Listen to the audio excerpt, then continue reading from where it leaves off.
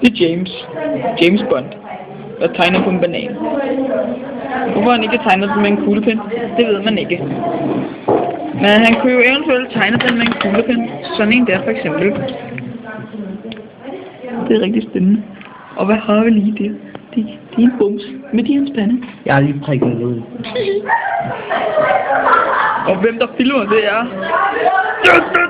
Paul! Paul. Fordi, det hedder jeg. Du hedder Jonas. Har du ikke set Taliban-podcasten? Mig, Paul. Men jeg kan så sige, mit rigtige navn er Jonas. Jonas Ackermann. Okay. Jonas Ackermann. Ja, Det lød det. Akker. Paul. Bare kald mig Akker. Hvad synes du? Det er din banan fin. Mig, det er din banan. Den ene. Ej, du holder på den ene måde. Det er en tatovering. Må du se, hvad fanden prøver du på?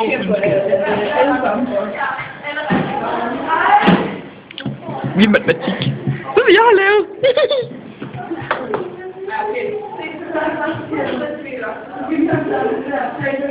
Hvad er det? Det er verdens grimmeste pik. Er det en tatovering på dens ansigt? Ja. Ej. Giv mig dine bananer! Nej, jeg har ikke nogen bananer! Giv mig den nu! Giv mig den! Nej, jeg har ikke nogen.